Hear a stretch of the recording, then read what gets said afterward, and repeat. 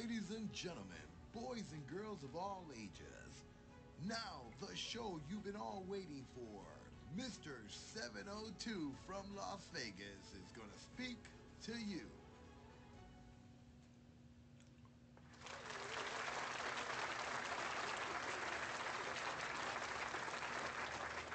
Thank you so much for listening in to Mr. 702 is going to talk to you today. And there's so many subjects I want to refer to, but we only have a limited of time. So we're going to get to a lot of topics that are happening in our part of life and, in government and everything that's happening around us right now, climate control and all these different scenarios and volcanoes and eruptions and so much chaos going on in the world today. Mass mandates, generals getting accused of not doing the right thing and retrieving and getting the blame from the president. I mean, how many other subjects can we speak on? I'm just saying it's time to really talk about these subjects and really find out the opinion of you, the public, the voice, the ones that have to go through this on a day-by-day basis and look at the ignorance and the lies that go on in front of our faces, right in front of us. Do they think we're dumb? Do they think we don't understand what's going on? This is serious things that are going on around the world. There's so much money being distributed out. What are our kids going to inherit? A big bill?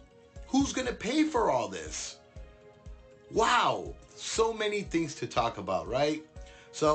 But today I want to talk about, because this morning I woke up and the Senate was talking to our generals about the way that we left Afghanistan. And to me, bottom line is, I can't believe what I'm seeing. I can't believe what I'm hearing. This is the craziest thing I've ever had to hear in my 50 years of life. This is incredible what we're doing right now. We abandoned Americans, we abandoned allies. We've looked in front of the world the weakest we've ever seen of America. This is the image that this new government has provided for all of us. And it's time that we put a stop to it. Why isn't this man getting impeached? Why are we waiting so long to be able to do something about what this man is controlling us to do? We have pandemics happening with the Haitians coming over. We got Mexicans coming over. We got the problem in Cuba, which everybody forgot about now because we're focused on the new problems now. But the problems are still there. They haven't washed away. They didn't disappear. All these problems are still going on. But they want to derail us. They want to defocus us. They want us to concentrate on what they want us to concentrate. Climate control. You know what? We might not even make it to climate control. Right now, we look weak in front of the Chinese government. We look weak in front of the Russian government. It's incredible. Really, it's a lot of things to talk about. I get a little bit excited on them and emotional because, wow, I worked for the media for a very long time. And to actually see what I thought I would never see, which is bottom lines, folks. Let's talk reality here, okay? When did we start negotiating with the Taliban? When did we start negotiating with terrorists? That was our law. That was our bystand, that we would never negotiate with terrorists. And here we are, depending that the Taliban is going to do the right thing? Really? Who said that? When did that come a possibility? This is incredible what's going on. But all I know is realities are realities. We've always been secure about our military, about our forces, and the way we conduct business with the rest of the world. And strength is something we've always lived by. So to me, to hear these senators and all these, and the president using lies against our military, against our generals, of whose mistake it was to abandon all these Americans in Afghanistan, to me is an insult. These men and women give their lives to defend our freedoms, our beliefs. They're not politicians. They follow orders, but sometimes these orders don't get listened to. they get thrown to the side. These generals should be commended, not dishonored, by saying that it's their fault, that why these people weren't ready. It's amazing. The president should step up and stop saying that the buck stops with him when all he does is blame the previous administration. It's time to really stand up, listen to what's going on. Don't let them confuse you by giving new news to you, defocusing you of what's really going on. We have thousands and thousands of Afghanistans that have come into the United States now. Where are they being relocated? Haitians are coming into the United States now. Where are they being relocated? These people have not been tested for COVID. These people have not been given vaccines, but yet they're coming into our country and our president wants to all get boosters, get vaccine, but yet he's putting us in harm's way. Have we looked at that part of it? By allowing all these immigrants to come into our country illegally, but yet with a sweet passage, is infecting Americans, is costing lives. Shouldn't we care about our homeland? Shouldn't we care about our future of our kids? Their future of their kids? I think we defocus. We're trying to save the world when we're losing the war here at home. It's time to stand up and talk about it. The more we speak, the more they must listen. We have a voice. It's time to use your voice wisely. Let's work together to make the changes that we have to make in order for us to be that America we were once proud of. Not the America we are forced to live now, where we are told what to do, where we are told what to wear on our faces, vaccines that we are told to take, boosters that we are not sure of yet, but they want us to put into our arms without being approved. When does it stop? It's time that we speak about everything that's going on and we make a stand. Together, we shall rise and be able to be heard. That we want our freedoms. We want what America used to stand for. Liberty. We want that America, not the new political America, where the agenda just serves a portion of Americans. Now it's time. Don't allow anymore to be used as a person that doesn't have a voice. We do have a voice. Let's fight together to make the difference. The time is now. I'm going to go to a quick break. And as soon as I come back, we're going to be speaking about what happened today at the Senate. Why are these generals under fire? Secretary of State was, no answers whatsoever. There's a lot of hot topics coming up. Please, don't move. I'll be right back. Hey everyone, I want to invite you to listen in to my podcast every day from Monday through Friday. We got hot topics that we're going to be discussing and talking about from here in Las Vegas and around the world. You don't want to miss this podcast because it's going to be burning hot with these topics. Don't miss it from Monday to Friday, talking to Mr. 702.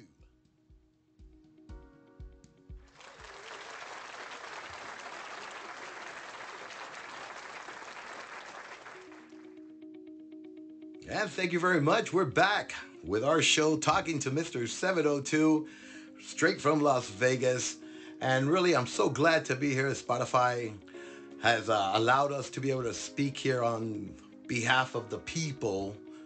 And it's a nice thing that we can finally use these outlets for good, because the voices have been lost. And when they control our voices, we don't have a voice. As you're seeing on all the other social medias, when you start speaking on things that are not in their comfort zone, automatically you get censored. I've gotten censored a whole bunch of times. It's not nice, because it's another way of taking our voice away. And that's what we have to stop. We have to stop letting our voice go away. We need to take our voice to the next level to make the difference for our children. Our children are the ones that are going to have to pay for our mistakes. And if we stay quiet about it and expect others to do our job, then we're failing them. It's time to step it up a notch. Bring it out to the open and bring it to the public. Let everyone hear your expressions and your train of thought. It's time to make a difference. Subject today, Senate. Incredible. How could they take our generals and sit them there and try to blame them for the way that we left Afghanistan? To me, that is incredible. First of all, they don't have the last say on how we get out. That's the president's job. It stops with the commander-in-chief. He's the only one that can give the order. Why did he give the order so fast that he didn't give time to be able to get our weaponry out of there? Or our Americans, for that matter, or our allies? Why was the evacuation, which they don't like to call it that, but that's what it was, an evacuation, was never prepared? Do you think they would have been able to disarm all their military weapons and not be able to leave them there?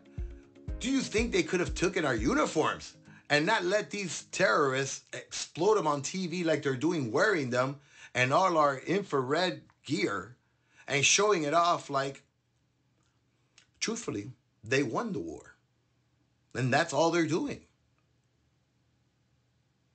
Incredible. I don't know what to expect, but really, it's a matter of, it's a sad situation. It's a sad situation because these men and women give their lives, and for them to get blamed, it is not fair. They lost control completely when they were in the airport. When the evacuation started, they lost control. That's what happened.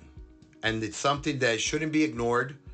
It was a failed, not an accomplishment like the president said on TV, that it was a success. It was not. We still have Americans there.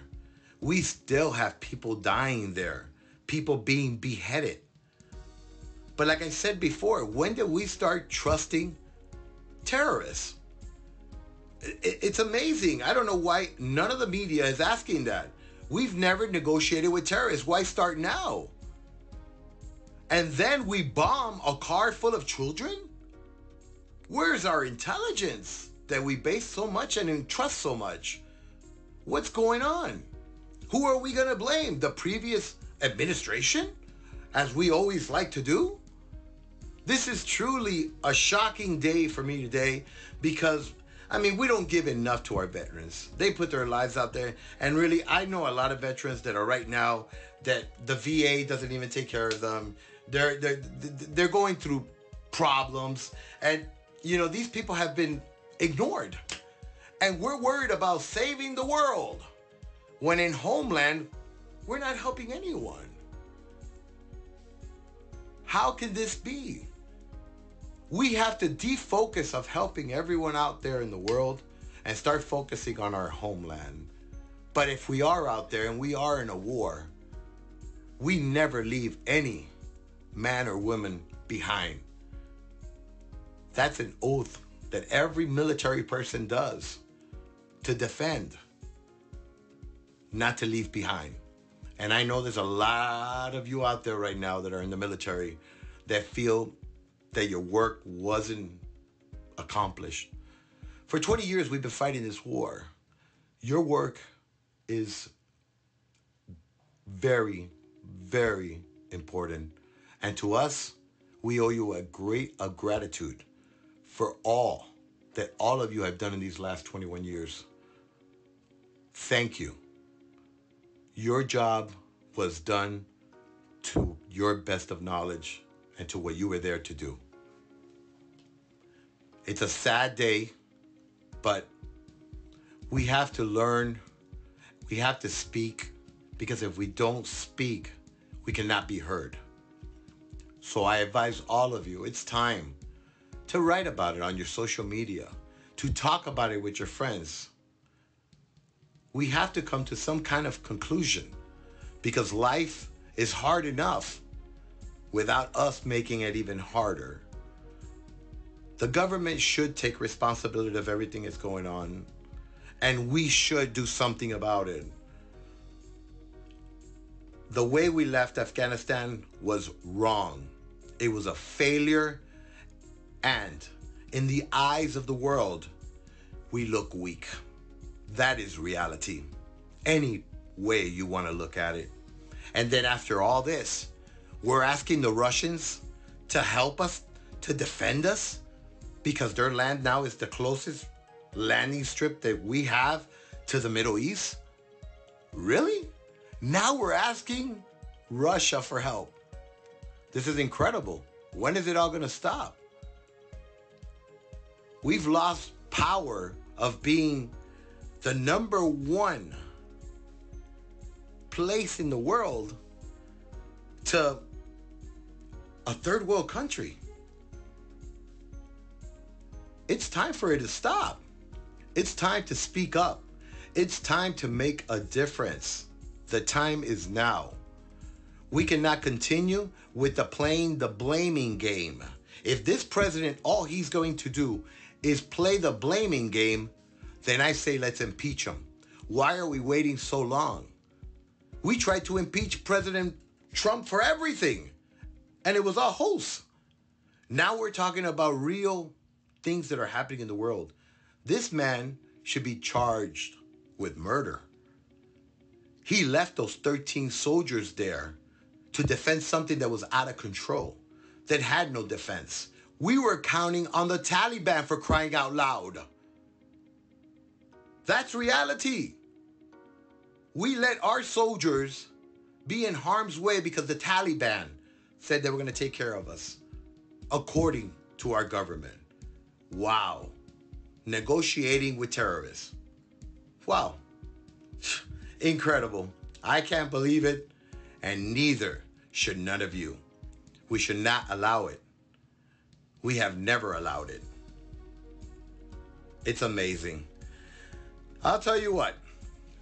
We're going to go and we're going to go talk to the public.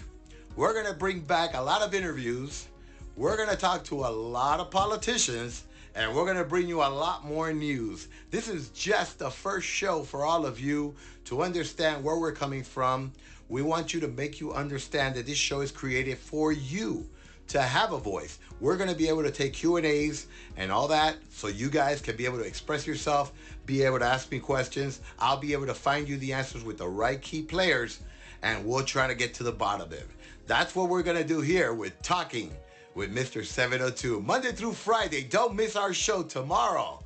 And listen in on all our social media and our podcasts. Goodbye.